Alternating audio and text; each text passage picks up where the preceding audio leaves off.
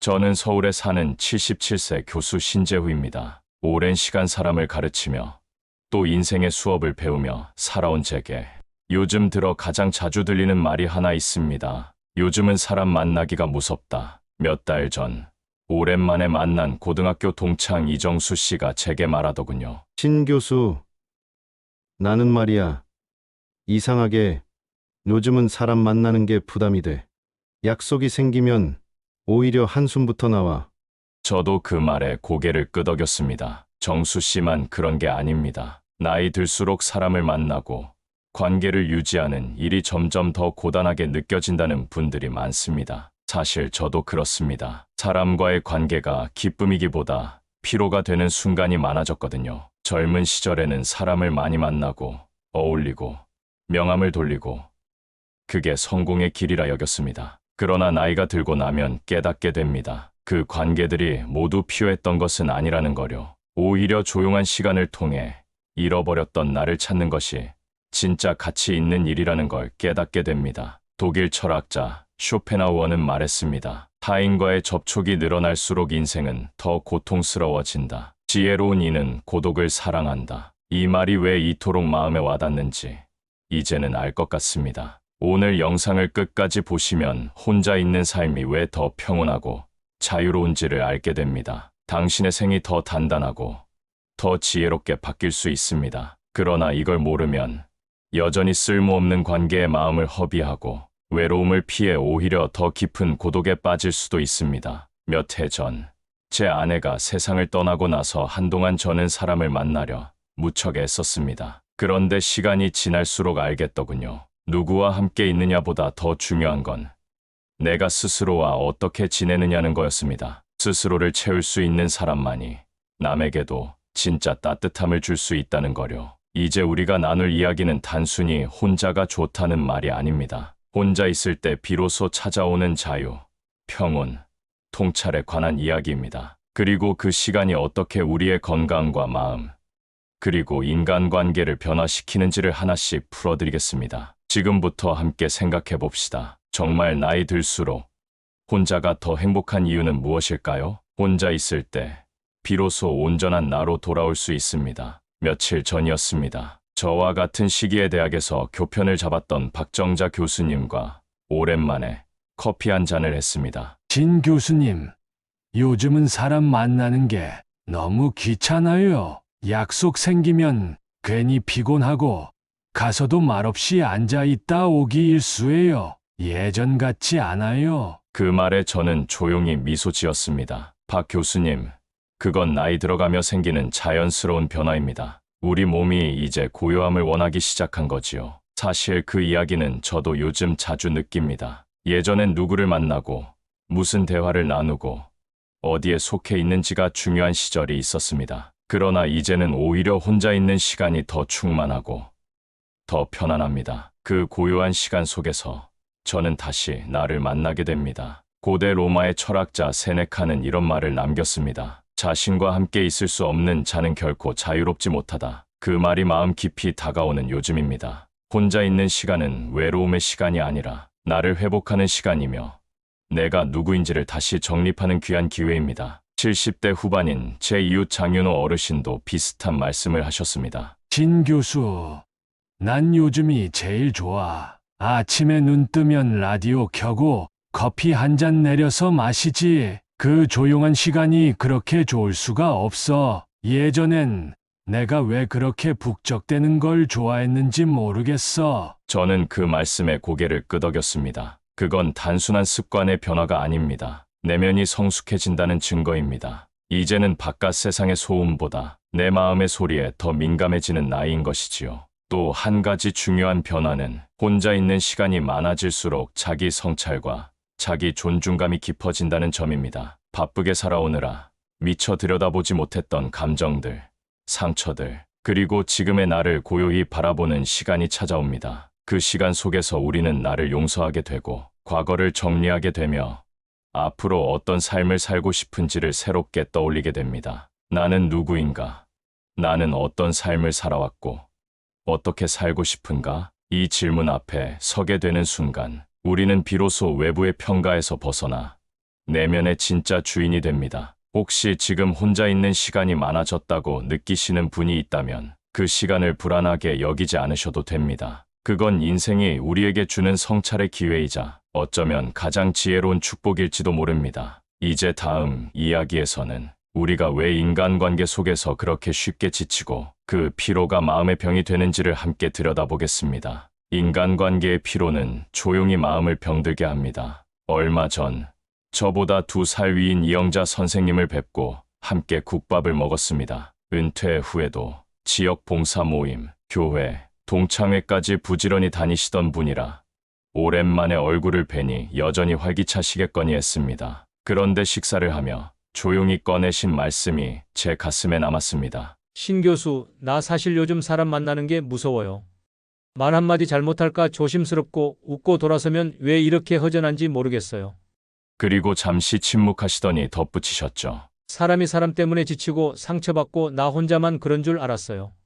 그 말에 저는 조용히 대답했습니다. 선생님만 그런 게 아닙니다. 오히려 지금처럼 나이 들어갈수록 관계라는 게 부담이 되는 분들이 훨씬 많습니다. 심리학자 윌리엄 제임스는 말했습니다. 가장 깊은 인간의 욕구는 인정받고자 하는 것이다. 그러나 가장 깊은 고통은 그 인정이 거절될 때 발생한다. 관계를 유지하려고 억지로 웃고 참는 시간이 길어질수록 사람은 나라는 존재를 점점 잃어갑니다. 이 피로는 외부로는 드러나지 않지만 내면은 조용히 병들어갑니다. 60대가 넘으면 건강 걱정만큼이나 감정 소모와 인간관계의 스트레스가 중요해집니다. 친구가 줄어든다는 사실보다 남아있는 관계마저 버겁다는 감정이 더 무섭습니다. 매번 모임에 나가 웃고 맞장구 치며 돌아오지만 집에 와서 혼잣말처럼 중얼거리게 되죠. 내가 왜 저런 말에 또 기분이 상했을까? 제 지인 김호성 씨는 68세입니다. 퇴직 후 몇몇 단체에 소속돼 활발히 활동하시다가 최근 모든 모임에서 물러나셨습니다. 그 이유를 조심스레 털어놓더군요. 신 교수님, 사람들이야 나쁘지 않아요. 근데요, 거기 있는 내가 자꾸 작아지는 거예요. 괜히 말 실수할까 긴장하고 나도 모르게 웃고 있고 하루 종일 만나고 와도 마음 한구석은 늘 텅 비어 있더라고요. 지금은 매일 아침 공원에서 혼자 산책을 하며 자신만의 리듬으로 하루를 시작하신답니다. 혼자인 게 편한 게 아니라 덜 아픈 거예요. 그 말이 참 울림 있게 다가왔습니다. 해결책은 어렵지 않습니다. 모든 사람과 잘 지낼 필요는 없다는 걸 인정하는 것. 그리고 내 마음이 편한 관계만 남기는 것. 이건 무례함이 아닙니다. 오히려 자신을 지키기 위한 배려입니다. 혹시 누군가 이런 생각을 하실 수도 있겠지요. 그래도 너무 사람과 멀어지면 고립되지 않을까? 맞는 말씀입니다. 하지만 기억하십시오. 고립은 억지로 관계를 끊을 때 생기지만 평온은 스스로의 선택에서 옵니다. 심리학자인 칼 융은 이런 말을 남겼습니다. 외로움은 혼자 있는 데서 오는 게 아니라 내 생각을 공유할 사람이 없을 때 온다. 내 말에 귀 기울여주지 않는 사람들과의 만남은 오히려 고독을 더 키울 뿐입니다. 그렇기에 나이 들어갈수록 중요한 건 많은 사람이 아니라 내 마음이 편한 한 사람이며 많은 말보다 침묵에도 괜찮은 사이입니다. 다음 이야기에서는 그렇게 조용한 시간을 통해 우리가 어떻게 다시 자존감과 창의력을 회복하게 되는지를 조금 더 깊이 나눠보겠습니다. 혼자의 시간은 자존감과 창의력을 되살리는 힘입니다. 신 교수, 이상하지 않아요? 사람 만날 땐 내가 나 같지가 않아요. 괜히 눈치 보고 맞장구 치고 정작 집에 와선 기운이 쭉 빠지고요. 이 말은 한 달 전 동네 서점에서 우연히 마주친 이숙희 여사님께서 제게 조용히 건넨 이야기입니다. 올해 73이 되셨다는 숙희 여사님은 남편과 사별한 후 혼자 사시는 외로움을 견디려 노력하셨답니다. 모임도 나가고 복지관 수업도 들어보셨는데 돌아올 때마다 느끼는 건 이상하게도 내가 없어지는 느낌이었다고 하셨지요. 내가 그냥 배경이 된 것 같았어요. 나도 한때는 누구한테는 중요한 사람이었는데 말이죠. 그 말에 저는 가만히 손을 잡아드리며 말했습니다. 그 느낌 잘 압니다. 사람 사이에 있으면서도 내가 사라지는 것 같은 공허함. 그럴 때일수록 혼자의 시간이 필요한 겁니다. 미국 심리학자 네이선 브랜드는 이렇게 말했습니다. 자존감은 내가 나 자신을 어떻게 대하는가에서 비롯된다. 그 누구도 아닌 내가 나를 어떻게 대하는가가 내 인생의 중심이 되는 시점. 그게 바로 60대 이후 우리 삶의 가장 중요한 전환점입니다. 혼자 있는 시간은 단순히 쉴 틈이 아니라 내가 나를 다시 만나고 내 마음속에 묻어두었던 이야기들을 꺼내보는 시간입니다. 나는 괜찮은 사람이다. 이 문장을 다시 믿게 되는 것도 바로 이 조용한 고요함 속에서입니다. 창의력도 마찬가지입니다. 누구와의 대화나 회의 속에서가 아니라 혼자만의 시간에서 비로소 떠오르는 것들이 있지요. 소설가 무라카미 하루키는 매일 정해진 시간에 혼자 걷고 글을 씁니다. 그는 혼자 걷는 시간은 아이디어의 양분이라 말했습니다. 비단 작가나 예술가뿐 아니라 우리 같은 평범한 사람에게도 혼자 있는 시간은 지나온 삶을 재정리하고 새로운 방향을 구상하게 하는 창조적 공간입니다. 실제로 저 또한 아침마다 20분씩 조용한 클래식 음악을 틀어두고 차를 마시며 일기를 씁니다. 거창한 일은 아닙니다. 그저 지난 하루를 떠올리고 마음에 남은 감정을 천천히 풀어내는 작업이지요. 그 짧은 시간이 저를 다시 중심에 놓아줍니다. 남에게 설명하지 않아도 되는 생각들, 누구의 눈치도 보지 않고 흘려보낼 수 있는 감정들, 그 모든 것이 쌓여 나를 회복시키는 힘이 됩니다. 김성호 씨라는 제 제자는 66세의 사진을 취미로 시작하셨습니다. 혼자 다니며 풍경을 찍고 거기에 제목을 붙이시더군요. 혼자 걷는 길이 가장 온전한 길이다. 이 문장을 담은 사진 한 장을 보내주셨는데요. 그걸 보고 제가 느꼈습니다. 혼자는 결코 비어있는 시간이 아니라 내가 나를 가득 채우는 시간이라는 거요. 혹시 지금 혼자 있는 시간이 많아져 불안하신가요? 괜찮습니다. 그 시간은 당신의 자존감을 다시 일으키고 지친 마음을 다독이는 선물 같은 시간입니다. 다음으로는 그렇게 스스로를 회복한 사람만이 어떻게 사람과의 관계에서도 지혜로운 거리를 두고 더 건강한 관계를 맺을 수 있는지를 함께 이야기해 보겠습니다. 혼자 있는 시간이 쌓이면 사람을 보는 눈이 달라집니다. 얼마 전 제가 자주 가는 동네 작은 찻집에서 반가운 얼굴을 만났습니다. 대학 시절 같이 강의하던 정창민 교수님이셨지요. 창밖으로 눈이 내리던 그날 우리는 차를 마시며 조용히 이런저런 이야기를 나눴습니다. 그때 정 교수님이 이런 말씀을 하셨습니다. 신 교수, 예전엔 사람이 많을수록 든든했는데 요즘은 한 명만 옆에 있어도 벅차더군요. 가까이 있어도 말이 안 통하는 사람보단 멀리 있어도 마음이 가는 사람이 낫더라고요. 그 말에 저는 조용히 고개를 끄덕였습니다. 저 또한 오랜 세월 사람들과 어울려 살아왔지만 나이가 들수록 확실히 느낍니다. 사람은 가까이 있을수록 잘 보이지 않는 법이고 오히려 거리를 두고 나서야 진짜 그 사람의 모습이 보이기 시작한다는 것을요. 그리스 철학자 디오게네스는 이런 말을 남겼습니다. 사람은 멀리서 보면 아름답고 가까이서 보면 진실하다. 이 말의 뜻은 가까이 다가가면 겉모습이 아닌 본성을 보게 된다는 뜻입니다. 그걸 느끼기 위해선 반드시 혼자의 시간이 필요합니다. 혼자 있는 시간이 늘어나면 사람에 대한 시선도 달라집니다. 말 잘하는 사람보다 말없이 행동하는 사람, 늘 웃는 사람보다 조용히 곁을 지켜주는 사람, 많이 아는 사람보다 나를 존중해주는 사람이 더 깊이 느껴지기 시작합니다. 저희 형님도 그런 말씀을 하신 적이 있습니다. 나는 예전엔 말 잘하고 재밌는 친구가 좋았는데 이제는 말 없어도 편한 사람이 최고더라. 침묵이 불편하지 않은 사람이 진짜 인연이야. 60대 이후의 삶은 더 이상 관계의 숫자가 중요한 시기가 아닙니다. 그보다는 어떤 사람과 어떤 거리에서 관계를 맺느냐가 훨씬 중요해지는 시기입니다. 그리고 이 거리감은 단순한 물리적 간격이 아니라 정서적인 적정선입니다. 제 친구 안재선 씨는 30년 지기 지인과 연을 끊었습니다. 이유를 묻자 이렇게 말하더군요. 그 친구는 늘 나보다 앞서 있었어. 그걸 자랑으로 생각했는지는 몰라도 나는 늘 작아지는 느낌이었지. 근데 혼자 있는 시간이 길어지면서 깨달았어. 이 관계가 나를 지치게 하고 있었구나. 그래서 어느 날 그냥 연락을 끊었어. 그리고 후련했어.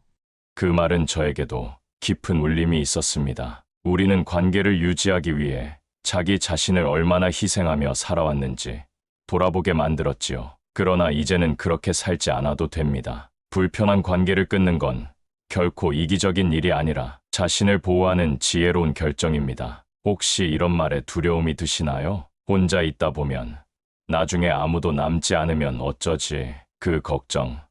참 자연스럽고 인간적인 감정입니다. 하지만 이렇게 생각해보면 어떨까요? 나를 잃어가며 억지로 붙잡는 관계보다 나답게 살아갈 수 있게 해주는 관계 하나면 충분하다. 독일의 시인 라이너 마리아 릴케는 말했습니다. 사람은 관계 속에서 무너지기도 하지만 거리를 두면서 비로소 성장하기도 한다. 혼자의 시간은 사람을 멀리하게 만드는 게 아니라 진짜 소중한 사람을 분별하게 해주는 여백입니다. 다음 이야기에서는 그렇게 거리의 지혜를 배우고 나서 우리 삶에 어떤 균형과 평온이 찾아오는지를 함께 정리해 보겠습니다. 혼자의 시간을 받아들이면 삶이 덜 복잡하고 더 평온해집니다. 몇 주 전이었습니다. 제 고등학교 시절 친구였던 윤병도 씨에게서 전화가 왔습니다. 신 교수, 오랜만에 통화하네. 나 요즘 느끼는 게 있어. 젊었을 땐 일이 복잡해도 견딜만 했는데 이제는 마음이 복잡하면 잠이 안 와. 사람 문제도 돈 문제도 다 피곤해서 그냥 조용히 지내는 게 제일 좋더라. 그 목소리엔 오랜 세월을 살아낸 사람만이 느낄 수 있는 진심과 체념, 그리고 작지만 단단한 평온이 있었습니다. 그 말이 낯설지 않았습니다. 왜냐하면 저 역시 비슷한 시기를 지나왔기 때문입니다. 젊은 날엔 바빴습니다. 사람들을 만나고 학교 일을 하고 가족을 챙기며 하루가 모자랄 만큼 정신없이 달렸습니다. 그런데 지금은 단순한 하루가 얼마나 귀한지 깨닫고 있습니다. 혼자의 시간이 길어질수록 내 삶은 조용해졌고 그 조용함 속에서 비로소 진짜 나의 목소리가 들리기 시작했습니다. 노자는 도덕경에서 이렇게 말합니다. 잡념이 줄어들수록 본질이 선명해진다. 고요 속에서 길이 보인다. 그 말처럼 혼자 있는 시간이 많아지면 복잡했던 인생의 실타래가 하나씩 풀려갑니다. 그 실타래 속에는 쓸데없는 걱정, 남의 시선, 이루지도 못할 후회 같은 것들이 가득 얽혀 있었던 것이지요. 제 아내가 세상을 떠나고 몇 년 동안 저는 참 많은 생각을 했습니다. 빈 집에서 혼자 밥을 먹는 시간이 처음엔 너무 낯설고 쓸쓸했습니다. 하지만 그 시간이 쌓이면서 어느 순간부터 혼자 먹는 밥상 위에 감사라는 반찬이 올라오기 시작했습니다. 그래도 오늘 하루를 무사히 보냈구나. 이 조용한 저녁이 얼마나 따뜻한가. 그런 작은 마음 하나하나가 저를 평온으로 이끌었습니다. 그리고 놀랍게도 삶이 단순해지니 건강도 따라오더군요. 불면증도 줄고 위장도 편해졌습니다. 복잡한 인간관계에 휘말리지 않으니 감정의 소모도 줄어들고 불안도 사라졌습니다. 정말 삶이 가볍고 단순하고 평온해졌습니다. 예전처럼 바쁘게 살아야 한다는 강박도 없어졌고 누군가에게 잘 보여야 한다는 부담도 사라졌습니다. 지금은 그저 나답게 내 리듬대로 사는 게 가장 좋은 삶이라는 걸 몸으로 느끼고 있습니다. 60이 넘고 70이 가까워지면서 깨닫게 되는 건 평온함이야말로 인생 후반부의 가장 큰 자산이라는 점입니다. 복잡한 건 이제 내려놔도 괜찮습니다. 가득 찬 삶보다 잘 정돈된 삶이 훨씬 단단하다는 걸 아셨으면 합니다. 이 말이 기억에 남습니다. 헨리 데이비드 소로는 말했지요. 단순함 속에 풍요가 있고 고요함 속에 위대함이 있다. 혼자 있는 시간은 바로 그 단순함과 고요함을 선물해 줍니다. 그리고 그 안에서 우리는 비로소 나답게 나를 중심으로 사는 법을 배웁니다. 이제 마지막 결론에서 오늘 이야기들을 하나로 정리하며 왜 혼자 있는 시간이야말로 우리 인생 후반을 가장 아름답게 만들어주는 선물인지 조용히 정리해 보겠습니다. 며칠 전 산책 중에 우연히 마주친 정문기 선생님과 잠시 벤치에 앉아 이야기를 나눴습니다. 정 선생님은 올해 79, 은퇴 후 혼자 지내신 지도 벌써 12년째라고 하셨죠. 신 교수, 이제는 사람 만나는 것도 귀찮아졌어요. 예전엔 그저 외롭지 않으려고 바쁘게 지냈는데 지금은 혼자 있는 시간이 참 좋아요. 그게 나쁜 게 아니라는 걸 늦게야 알았지요. 그 말을 듣고 저는 한참을 생각했습니다. 우리 모두는 누군가 곁에 있어야만 행복할 거라고 믿고 살았지만 사실 진짜 평온은 나와 잘 지내는 시간 속에 있다는 걸 이제야 받아들이게 되는 것이 아닐까. 저 역시 그랬습니다. 바쁘게 사는 것이 멋진 줄 알았고 사람들에게 둘러싸여 있는 것이 풍요로운 삶이라 믿었습니다. 그러나 이젠 다릅니다. 조용히 혼자 걷는 시간 속에서 고요히 차 한 잔 마시는 오후 속에서 나는 오히려 더 단단해지고 있음을 느낍니다. 쇼펜하우어는 말했습니다. 지혜로운 자는 고독 속에서 자기 삶을 다듬는다. 그 말이 결코 철학서 속의 멋진 구절이 아니라 지금 우리 삶에 꼭 필요한 말이란 걸 나이가 들면서 더 절실히 느끼게 됩니다. 한참을 이야기하던 정문기 선생님이 조용히 이런 말씀을 하셨습니다. 요즘은 말이야. 내가 누구를 만나고 싶다기보다는 내가 나를 만나고 싶은 마음이 더 커요. 그래서 혼자 있는 시간이 생각보다 외롭지 않더라고. 그 말에 저는 조용히 미소를 지었습니다. 혼자 있는 시간이 외롭지 않다는 것, 그건 우리가 스스로를 사랑하게 되었다는 증거입니다. 지금 혼자 있는 시간을 보내고 계신가요? 그렇다면 그건 결핍이 아니라 회복일지도 모릅니다. 무언가를 더하려 하지 않아도, 남에게 맞추려 하지 않아도 되는 시간, 그 시간이 바로 나를 가장 평온하게 만들어주는 진짜 선물일 수 있습니다. 토마스 머튼은 이런 말을 남겼습니다. 외로움이 아니라 고요함을 사랑할 수 있을 때 우리는 비로소 자유로워진다. 오늘 영상이 당신의 고요한 하루에 작은 위로가 되었길 바랍니다. 혼자인 지금 이 순간, 당신은 누구보다 온전한 사람이며 가장 단단한 시간을 살아가고 계신 겁니다. 이 영상이 마음에 닿으셨다면 구독과 좋아요, 알림 설정 부탁드립니다. 앞으로도 당신의 삶을 따뜻하게 비추는 이야기를 조용히 들려드리겠습니다. 감사합니다.